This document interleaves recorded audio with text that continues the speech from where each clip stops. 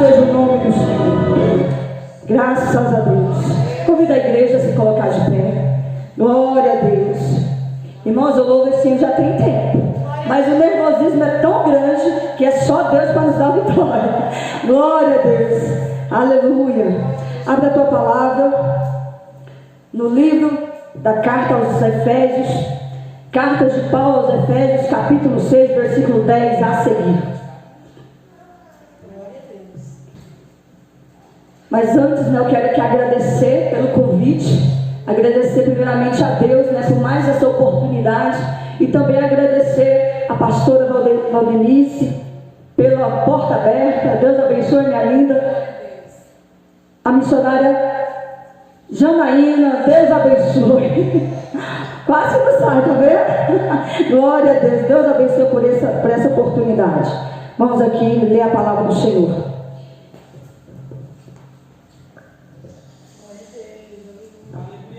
Que diz assim a palavra do Senhor, versículo 10 a seguir: quanto ao mais, sejam fortalecidos no Senhor e na força de seu poder. Vistam-se com toda a armadura de Deus, para poderem ficar firmes contra as ciladas do diabo, porque a nossa luta não é contra a carne e o sangue, mas contra os principados, as potestades, contra os dominadores deste mundo tenebroso, contra as forças espirituais do mal nas regiões celestiais. Por isso, peguem toda a armadura de Deus, para que vocês possam resistir no dia mau, depois de terem vencido tudo, permanecer inabaláveis. Oh, glória a Jesus. Vamos fazer mais um minuto de oração. Pai, em nome de Jesus, neste momento, ó Deus, mais uma vez, Senhor, eu quero te agradecer por essa oportunidade, ó Pai. Eu quero te render graças, meu Deus, porque o Senhor é poderoso, o Senhor é fiel, as promessas do Senhor estão se cumprindo, e eu te glorifico porque, Senhor, Tu és grande em poder, Tu és grande em majestade. Eu quero te agradecer por essa oportunidade. Eu quero, Deus, apresentar mais uma vez a Tua noiva, a Tua igreja, o Teu povo, ó Deus, em nome de Jesus. Fala conosco nesta noite através da Tua santa palavra. Manifesta da unção do Teu Espírito.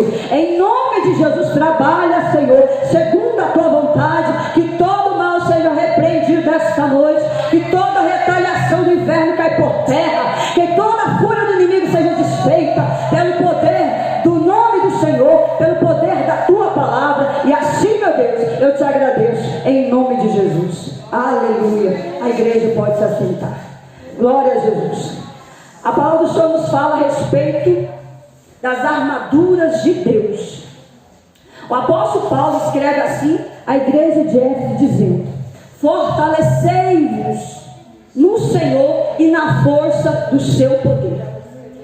A partir daí, ele nos ensina sobre as armaduras de Deus, explicando que a nossa luta, a luta do cristão, a luta do povo de Deus não é contra a carne, nem tampouco contra o sangue, mas a nossa luta é contra os principados, é contra as potestades da maldade. Aleluia. E o apóstolo Paulo vai nos falando, glória a Jesus, o apóstolo Paulo vai nos relatando, dizendo a respeito das armaduras espirituais. Ele cita um cinturão da verdade, a couraça da justiça, o evangelho da paz como calçado, o escudo da fé, o capacete da salvação, a espada do Espírito, que é a palavra de Deus, e a oração constante. Então nós vemos aí vários exemplos que ele nos fala como nós iremos nos revestir das armaduras do Senhor. O apóstolo Paulo escreve essa carta aos Efésios, porque o apóstolo Paulo, ele escreveu essa carta no momento de grande aflição da sua vida, no momento de grande prova, de muita luta. O apóstolo Paulo se encontrava ali aprisionado, preso. Era uma prisão domiciliar, mas era uma prisão. Essa prisão ele não podia levar a palavra do Senhor. Justamente ele foi preso por isso. Ele foi preso porque ele estava anunciando esse evangelho. Ele foi preso porque ele estava pregando essa palavra. E ali, pelas autoridades de Roma, ele foi aprisionado ali por 14 anos. E o texto vai nos falar que diante dessa prisão domiciliar, o texto nos fala que o apóstolo Paulo foi quando ele começou a escrever as cartas, as 13 epístolas, as 13 cartas, e cada carta foi direcionada a um povo, a uma nação, a uma cidade, a uma igreja. E a palavra do Senhor nos fala que o apóstolo Paulo, ele escreveu agora essa carta à igreja de Éfeso. A igreja era uma igreja poderosa, era uma igreja fiel, era uma igreja que estava alicerçada na palavra, era uma igreja que andava segundo a vontade do Senhor, era uma igreja que estava firme com Cristo. E o texto nos diz que, ao escrever essa carta, o apóstolo Paulo relatou, abriu ali o leque, relatou ali para a igreja de Éfeso, dizendo: estejai-vos preparados para o dia mau, estejai preparados, se revista das armaduras do Senhor. Então agora o apóstolo Paulo tece ali essa carta, descreve essa carta, porque já havia 5 anos que ele não visitava a igreja de Éfeso. Então só cabia ele mesmo fazer o quê? Escrever cartas. E as cartas do apóstolo Paulo eram o quê? Totalmente reveladas, inspiradas pelo próprio Espírito Santo. Aleluia, louvado seja o nome do Senhor. Essa introdução fazia muito sentido para a igreja de Éfeso. Por quê? Pois a igreja de Éfeso era conhecida por práticas, a cidade de Éfeso era conhecida por práticas de magia e idolatria. Mas aqueles crentes, a igreja do Senhor, todos aqueles que o apóstolo Paulo havia criado ali para o Senhor, estavam alicerçados, estavam revestidos, estavam vivendo a sã doutrina do Senhor, estava embasado na palavra do Senhor. Portanto, ele relata uma frase, vou relatar um versículo assim que diz assim: Senhor, até os demônios se nos submetem pelo seu nome. Então, diante disso agora, o apóstolo Paulo fala com a igreja dizendo: revesti-vos de toda a armadura de Deus, para fugir, para que estejais preparados contra as astutas ciladas do diabo. Se reviste, igreja. Comece a orar, comece a buscar, porque a sua luta não é contra a carne, nem tampouco contra o sangue, mas a sua luta é contra os principados, contra os demônios, contra Satanás. A sua luta não é contra a carne, nem tampouco contra o sangue. O que o apóstolo Paulo quis falar para a igreja de Éfeso e para nós nessa noite? Ele quis dizer que a minha luta e a sua luta não é contra a carne, nem tampouco contra o sangue. A nossa luta não é contra pessoas. A nossa luta é contra os demônios, é contra os principados, é contra as potestades. Ou seja, a nossa luta não é contra o nosso próximo. A nossa luta não é contra o seu marido, contra a sua esposa, contra os seus filhos, contra o seu patrão. Não, a sua luta, ela é contra o próprio Satanás. Porque o apóstolo Paulo, escrevendo ali essa carta à igreja de Éfeso, diz que a sua luta, que a luta da igreja não era contra a carne, tampouco contra o sangue. Ele quis fazer com que a igreja entendesse que tudo que eles estavam passando, que todas as aflições, toda a dor, todo o mal que eles estavam enfrentando, não era por um mero acaso, era uma ação espiritual, era a ação do próprio diabo. E quem é essas potestades? E quem são esses principados? Louvado seja o nome do Senhor. Vamos voltar aqui para Gênesis, o início da criação. O texto vai nos falar que no céu havia e existe diversos anjos, e cada anjo ali, ele tem o seu ministério, tem a sua força ali. Cada anjo ali, ele está dentro do centro da vontade do Senhor. Mas o texto nos diz que havia um anjo. Esse anjo, ele era perfeito, ele era lindo, ele era o ministro da guarda, ele era aquele que regia o coral, ele era aquele que levava toda a maestria angelical, levava todos os anjos a adorar ao Senhor. Portanto, Deus deu essa graça para Lúcifer. Era um dos maiores anjos, era poderoso, era lindo, era perfeito, tinha uma voz tremenda. Ele regia dia todo o coral e elevava toda a maestria angelical a adorar a Deus. A Bíblia não fala, mas eu entendo e penso que as palavras como aleluia, glórias a Deus, amém, foi ele que compôs. Foi o próprio Lúcifer que compôs essas palavras. Quando ele era anjo de luz. Então, por quê? Porque ele levava toda a maestria angelical a adorar o Senhor. Então, diante disso agora, o texto vai nos falar, lá em Isaías, capítulo 14, diz assim: como caíste desde o céu, ó Lúcifer, filhos da alva, como foste cotado por terra, tu que debilitavas as nações. E tu dizias no teu coração: eu subirei ao céu, acima das estrelas de Deus, exaltarei o meu trono, e no monte da congregação me aceitarei. Satanás, ele ofuscou o brilho da glória de Deus. Portanto, ele agora foi destituído da glória, e ele não desceu sozinho, ele não foi expulso do céu sozinho, ele levou a terça parte dos anjos com ele. Ou seja, olha só quanto Lúcifer era inteligente. Ele era tão inteligente e convencedor. Ele convenceu os anjos de Deus a se rebelarem contra o próprio Deus. Como assim? Ele convenceu os anjos do Senhor a se voltar contra o Criador. Portanto, ele e a terça parte foi destituído da glória, e agora Lúcifer, a sua habitação é o inferno. Então, diante disso agora, quando o apóstolo Paulo diz: por isso, peguem toda a armadura de Deus para que vocês possam resistir contra o dia mau. Resistir o quê?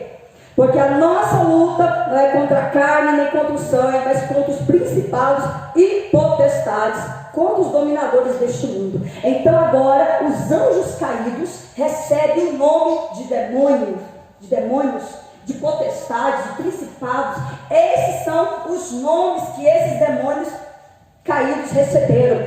Ou seja, e Lúcifer, o nome dele era perfeito, era lindo. Portanto agora o nome dele é diabo, Satanás. Perceba que outrora no céu os anjos, todos eles tinham nomes lindos, mas quando eles foram destituídos da glória, eles receberam apelidos. Eu quero te dizer, igreja, apelidos não vêm de Deus, tá? Apelidos não vêm de Deus, que o próprio Deus nos diz: chamei-te pelo teu nome, tu és meu. Aleluia. O próprio Deus, ele nos chama pelo nosso nome. Então, apelidos não vêm de Deus. Eu tenho pavor de apelidos, justamente porque eu conheço a palavra. Então, diante disso agora, os principados, esses demônios, essas potestades, receberam agora apelidos. Lúcifer também recebeu apelidos. E qual é o nome de Lúcifer? Satanás, demônio, príncipe das trevas, dragão, antiga serpente, Armagedon, filho das trevas, inimigos de Deus. Esses são os nomes, e entre outros que Satanás recebe. E os anjos caídos, quais foram os nomes dos anjos caídos que receberam? Quais foram os nomes? Zé Pelins, Bicho Caveira, Preto Velho, Maria Mulambo, Pomba Gira, e entre tantos outros apelidos terríveis. Por quê? Porque eles pecaram, eles ofuscaram o brilho da glória de Deus, portanto foi lançado do céu abaixo. Então, diante disso, era isso que o apóstolo Paulo estava abrindo o leque, abrindo o entendimento da igreja de Éfeso. Então ele diz que, porque ele quis dizer o seguinte, mas contra você e contra a igreja, os principados, são as potestades que atuam. Por isso, igreja de Éfeso, estejai preparada, alicerçada, enraizada, embasada na sã doutrina do Senhor, na palavra de Deus. Porque a sua luta não é contra a carne, nem tampouco contra o sangue. A sua luta é contra os principados. Então o apóstolo Paulo estava ensinando a igreja a guerrear. Estava ensinando agora a igreja a entender que agora ela estava no campo de batalha. Ela não mais andava na carne, mas agora ela andava em espírito. E a partir do momento que nós andamos em espírito, nós vamos entender e nós vamos ver que de fato tudo que nós passamos aqui nessa terra, todas as aflições e angústias que nós enfrentamos, nós vamos entender que não é carnal, não é carne, não vem do homem, mas é espiritual. Todas as vezes, então, nós temos que dobrar os nossos joelhos e clamar ao Senhor e se revestir em jejum, em oração, clamar ao Senhor nos vigiando, nos santificando e nos separando. Gente, eu fico por entender, tem crente que não sabe o que é se separar para Deus. O que é se separar para Deus? Como que se separa para Deus? Você vai separar os seus olhos, a sua boca, as suas vestes, os seus ouvidos, todo o seu corpo, e você vai se separar. Você vai começar a jejuar, você vai começar a orar, você vai começar a clamar a Deus, você vai se separar para estudar a palavra do Senhor. É se separar, não ficar disperso, mas não se separar para Cristo. Tem pessoas que vão cantar, vão pregar e não se separam, fica ali o dia todo conversando com um monte de gente. Não, nós temos que nos separar. Eu falo isso por mim, eu falo isso, eu prego para mim mesmo, que nós temos que nos vigiar com o nosso celular. Esse é o momento do Senhor. Nós vamos orar, nós vamos clamar ao Senhor. E eu não vou mais mexer em celular, em televisão, não. Eu vou me separar para Cristo. Então, diante disso, o apóstolo Paulo vai nos dizendo o seguinte. O apóstolo Paulo agora vai citar que as armaduras do Senhor, que a igreja tinha que se fortalecer, tinha que se revestir do poder de Deus, e para conseguir lutar contra essas potestades, contra esses principados, contra esses demônios, contra os inimigos o inimigo da nossa alma, que é o diabo, que é Satanás, que é Lúcifer. Então, diante disso agora, o texto nos diz que ele estava agora se revestindo da palavra do Senhor, conforme aquilo que o apóstolo Paulo estava dizendo. O apóstolo Paulo, ele teve o cuidado de alertar sobre os verdadeiros inimigos de Deus. Então, ele explanou tudo aquilo que ele quis dizer ali na carta. Naquela época, embora os cristãos ficassem expostos às perseguições e mortes por parte das grandes autoridades ali da época, o apóstolo Paulo quis dizer, lá no versículo 2, parte B, o que ele quis passar para nós, ensinando para nós nos dias atuais: principados e potestades. O que é isso? Eu quero te dizer que o reino das trevas, ele é totalmente, tremendamente organizado. Há uma organização e ao mesmo tempo a desorganização do inferno. Ao mesmo tempo que eles são organizados, eles são desorganizados, porque eles são demônios, eles são principados, eles são potestades. Mas eu quero te dizer que o reino das trevas, ele é totalmente organizado. E o texto vai nos dizer que há uma hierarquia dentro do inferno. E essa hierarquia se intitula Príncipe das Trevas, hostes espirituais da maldade, principados, potestades, demônios e tudo que envolve esse reino das trevas. Cada categoria tem um grau de poder. Todos eles têm um grau de poder, uns mais, outros menos, mas todos são poderosos. Todos os demônios caídos, eles têm poder. E o texto nos diz que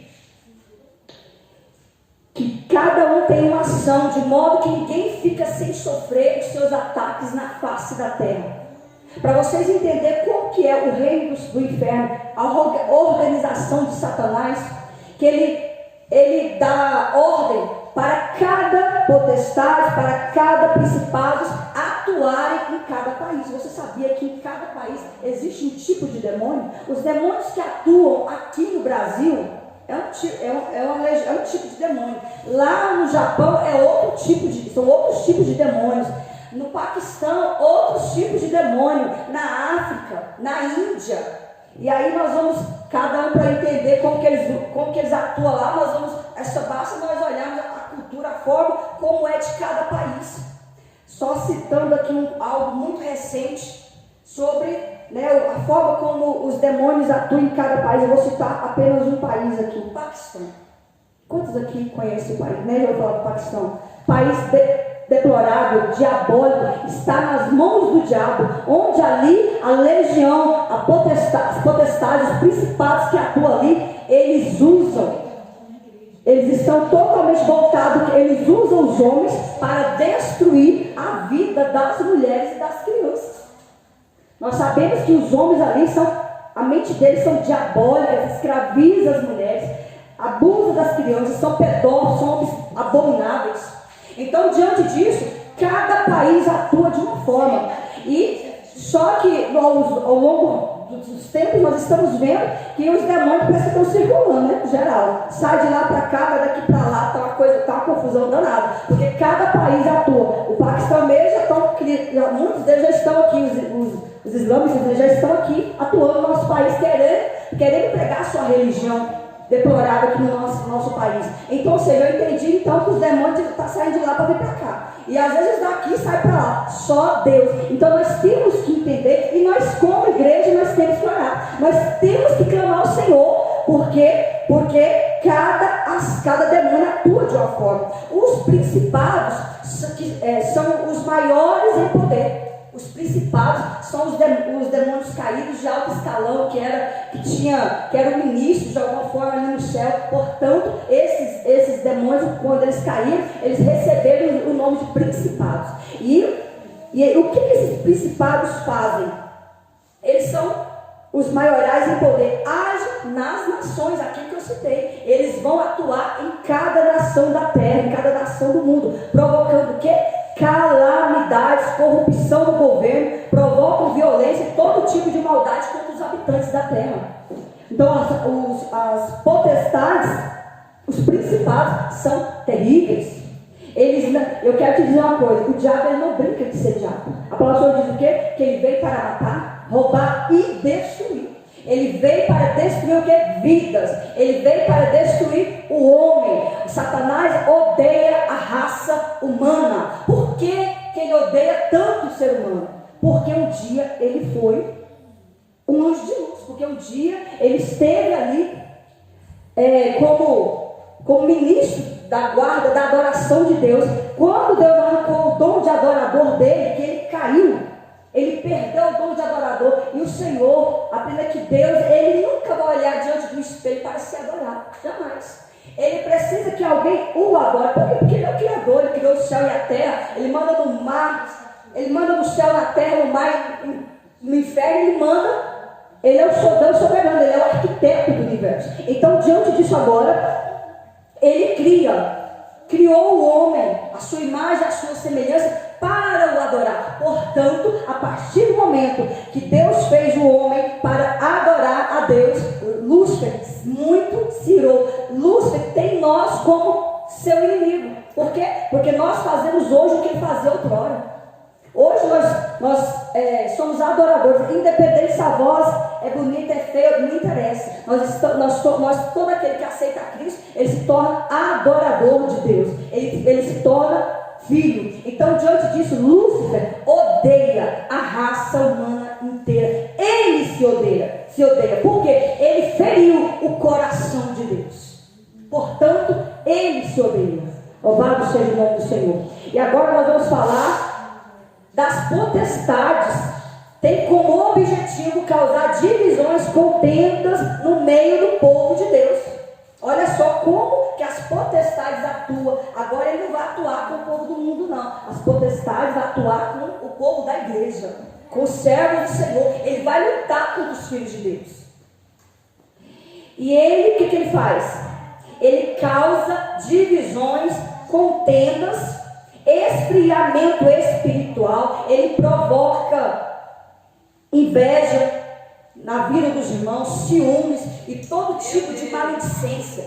Satanás, ele é terrível. Não brinque com os demônios, porque ele sabe agir. Só o que ele não sabe, na verdade, ele sabe que quando nós temos vida com Deus, ele pode até tentar contra a nossa vida, mas ele não pode tocar em nós. Por quê? Porque quando ele olha para mim, para você, ele vê o brilho do Espírito Santo, ele vê o Senhor, ele vê a santidade de Deus na nossa vida. Portanto, ele pode até tentar se andar, tocar em algo que nos pertence, mas contra nós, ele não pode nos tocar. Ele investe as suas investidas, as suas artimanhas, as suas setas, mas ele não tem poder contra o povo de Deus. Ele não tem poder contra a igreja do Senhor.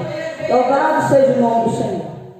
Então agora, nós vemos aqui que essas potestades são altamente refinadas na arte de criar divisões nas igrejas, levantar perseguições, enfraquecer e enganar os fiéis, os filhos de Deus. Então vigia. Nós temos que vigiar. Ah, mas o irmão fulano de tal, não vou muito com a cara dele, com a cara dela, não vou nem liberar. Vigia.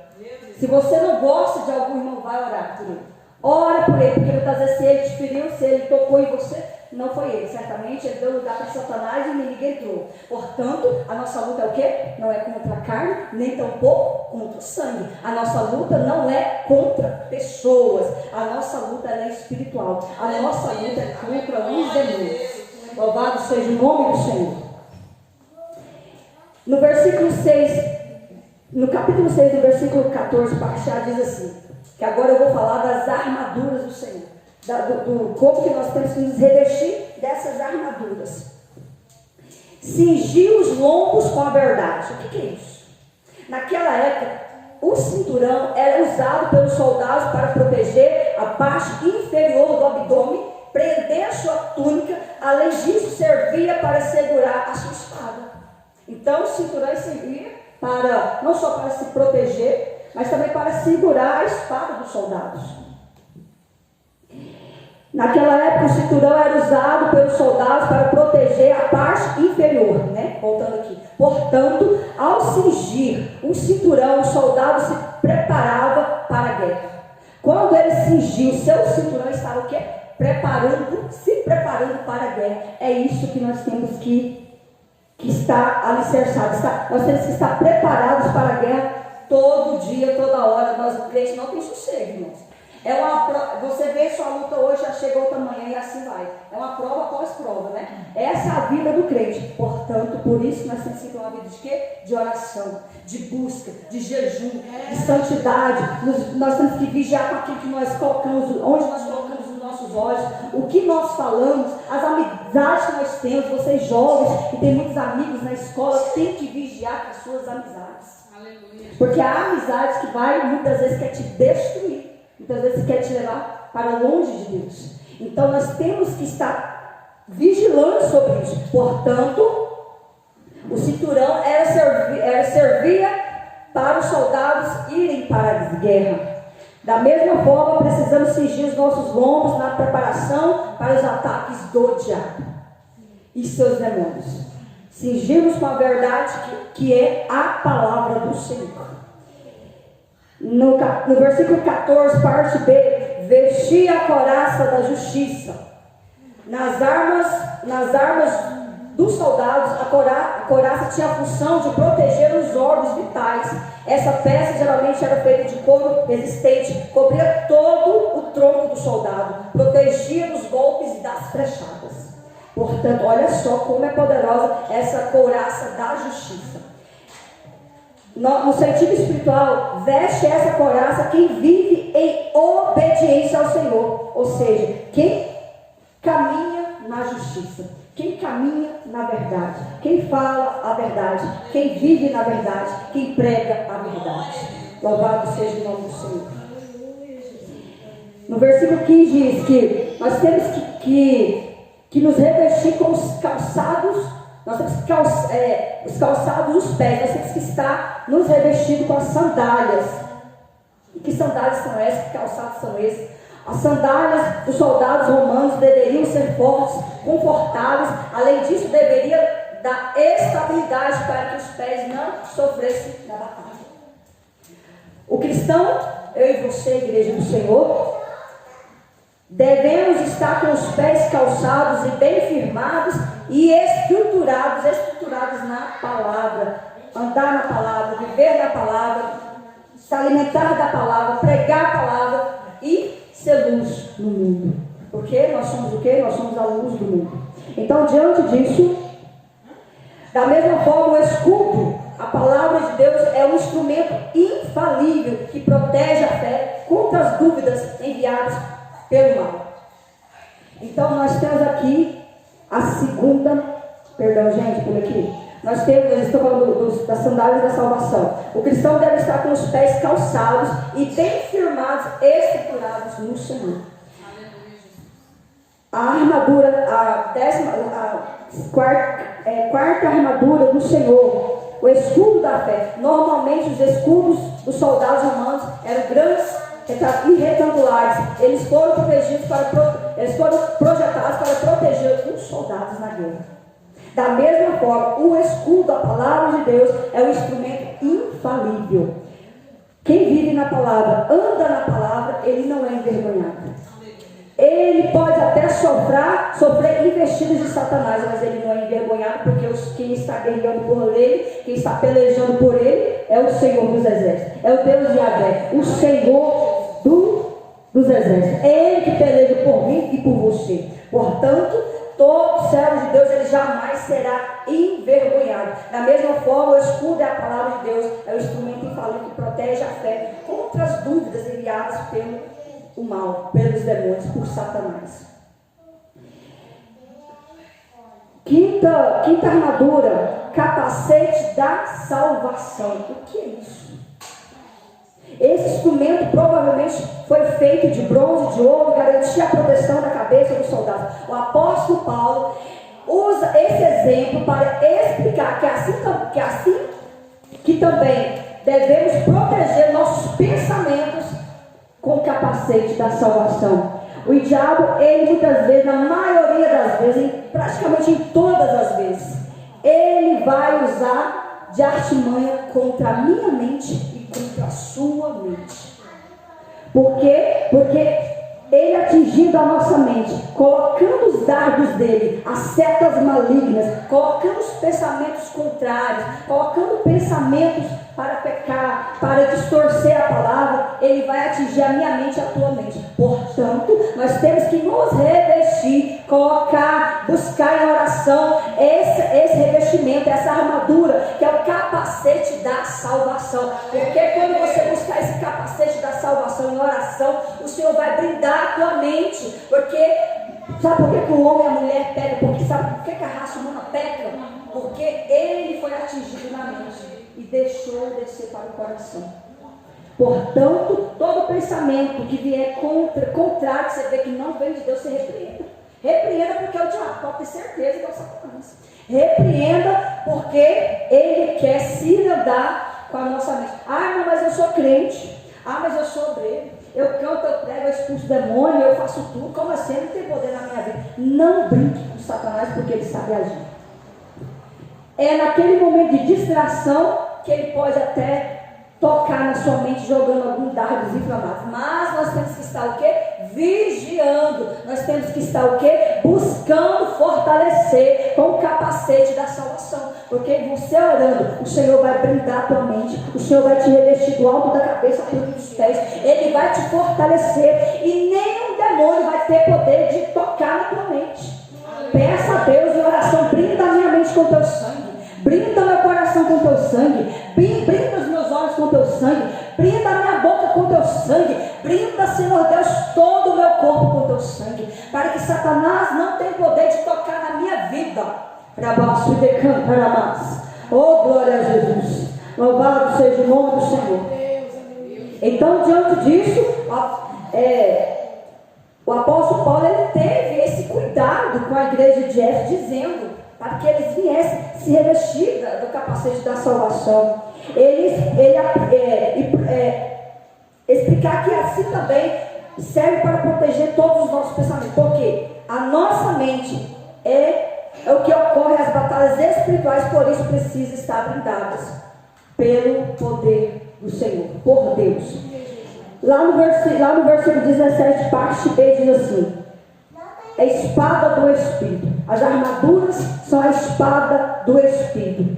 Paulo deixa evidente que a palavra de Deus ocupa o lugar de uma espada no confronto que travamos todos os dias com os hostes espirituais. De todas as armaduras citadas referentes de Deus, a sua palavra é a arma mais poderosa que existe contra os inimigos, contra o diabo, contra o inferno. Então, diante do Senhor, foi citado, Paulo escreveu as armaduras do Senhor, mas Paulo vai mais além. Paulo diz, aqui no versículo 13, diz assim: porque toda a armadura de Deus, por isso, pegue toda a armadura de Deus para que vocês possam resistir no dia mau e depois de terem vencido tudo, permanecer inabalável. Que dia mau é esse? O que o apóstolo Paulo estava dizendo?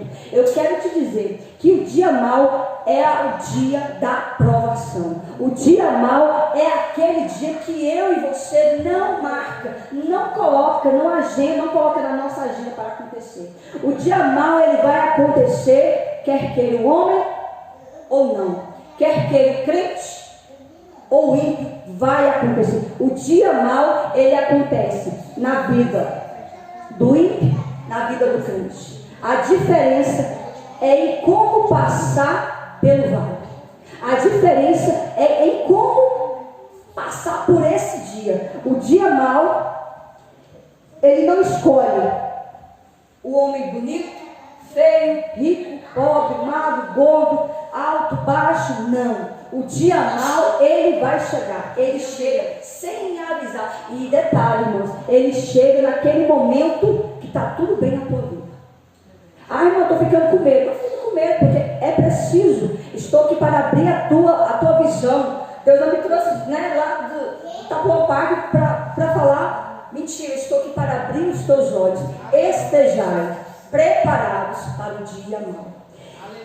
E esse dia mau é aquele dia que muitas das vezes você sai para trabalhar e não volta. Por quê? Porque sofreu um acidente. O dia mau é aquele dia que teu marido trocou você pela amante, está repreendido em nome de Jesus. O dia mau é aquele dia que a mulher largou o marido. O dia mau é aquele dia que seu filho disse para você: mãe, eu não vou mais para a igreja, agora eu vou viver minha vida por aí. O dia mau é aquele dia que o seu filho abandonou a Cristo, e seu filho muitas vezes foi para as drogas, para bebida, para prostituição. Então esteja a igreja do Senhor preparados para o dia mau. Louvado seja o nome do Senhor.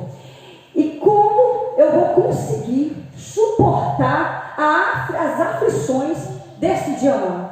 Eu quero te dizer que você só vai conseguir suportar esse dia mau se você estiver o quê? Com as suas armaduras revestidos e fortalecidos em Deus, com as armaduras espirituais. Quando você está revestido, fortalecido, cheio da graça, o dia mau pode até chegar, pode até bater na tua porta, mas ele vai ter que recuar. Ele vai ter que entender que ali há um homem de Deus, que ali há uma mulher de Deus, que ali esse dia vai permanecer pouco tempo. Louvado seja o nome do Senhor. E como que nós vamos então conseguir passar por esse dia mau? O dia mau, ele vem para o ímpio, para o justo. Gente, já estou quase terminando. Ele vem para o ímpio e para o justo. A diferença é como passar pelo vale, a diferença é como passar pela prova. O ímpio, ele vai passar sozinho, sem Cristo, sem a proteção do Senhor, sem a mão do Senhor, sem a graça do Senhor. Ele vai passar sozinho por esse dia. Ele vai sofrer e gemer sozinho. Mas o crente, o servo do Senhor, ele vai passar o dia mau glorificando a Deus. Ele vai passar o dia mau com a mão do Senhor sobre a vida dele. Ele vai passar o dia mau glorificando a Deus. Louvado seja o nome do Senhor. Nós viemos aprender e reconhecer que por mais que o dia mau possa vir, nós vamos suportar ele. Por quê? Porque nós somos servos de Deus. Por quê? Porque nós somos crentes em Jesus. Porque nós confiamos e somos fiéis a Cristo. Agora eu quero te dizer que o dia mau, igreja do Senhor, é aquele dia que Deus escolhe o homem e uma mulher para a sua obra. É aquele dia que você não está entendendo, a tua vida está um vento, está uma tempestade, está tudo desabando, está passando por tantas situações. É aquele dia que o Senhor vai te escolher para a obra dele na terra. É aquele dia que o Senhor vai te escolher. É no dia mau, é no dia da sua maior luta, é no dia da sua maior prova, escolher. Então, diante disso agora, quando o Senhor escolhe um homem e uma mulher para usar na terra, Ele vai agora fortalecer aquele servo dele. Ele vai encher do Espírito Santo aquele escolhido do Senhor. Por quê? Porque ele conseguiu resistir. Ele conseguiu suportar todas as aflições. Ele conseguiu suportar toda a prova. Ele conseguiu. Glória a Jesus. Ele conseguiu suportar o dia mau. Ele conseguiu, por quê? Porque ele foi o escolhido. É o dia que o Senhor escolhe um homem e uma mulher para usar na terra. É o dia que o Senhor, glória a Jesus, glória a Deus. Glória a Jesus. É o dia que o Senhor escolhe o homem e a mulher para usar ele na terra. E você não está entendendo o porquê de tanta prova. Você não está entendendo o porquê de tanta aflição. Aleluia! Glória a Jesus. Louvado seja Deus. Então é aquele dia que você não está entendendo o porquê de tanta aflição. Porque que a sua vida, desde quando você nasceu até o presente momento, só foi prova, só luta, só sofrimento, só perda, só rejeição, só doença, só escassez. É o dia que Deus te escolheu para você ser um homem de Deus e uma mulher de Deus. É esse dia mau. Então o apóstolo Paulo quis dizer o seguinte: estejai. Por isso, pegue toda a armadura de Deus para que vocês possam resistir o dia mau e terem vencido tudo, permanecer inabaláveis. Estejais preparados para esse dia terrível. Louvado seja o nome do Senhor. E para nós finalizarmos aqui, de todas as armaduras citadas referentes a Deus, a sua palavra é a arma mais poderosa que existe contra o inimigo, contra o diabo, contra Satanás, contra Lúcifer. Então a palavra de Deus é o nosso escudo, a palavra de Deus é a nossa fortaleza, a palavra de Deus é o nosso socorro, a palavra de Deus é a nossa proteção espiritual. Quando alguém descobre o poder, quando o crente, o homem e a mulher de Deus descobre o poder que a palavra de Deus tem, investe na sua leitura diária para absorver os pensamentos. O autor da Bíblia quem? É Deus, é o Espírito Santo, que é o Senhor Jesus. Todas as vezes que você investir o teu tempo na meditação da palavra, leitura da palavra, orando, jejuando e consagrando a sua vida, você vai conseguir vencer o dia mau e você vai ser vitorioso na pessoa bendita do Senhor Jesus Cristo e será abençoado por Ele. Amém, igreja? Quantos aqui recebem essa palavra? Quantos aqui entenderam o que o Espírito Santo quis dizer à igreja nessa noite? E desde já eu agradeço pela oportunidade e palmas e glorifico o nome do Senhor. Glória a Deus, aleluia.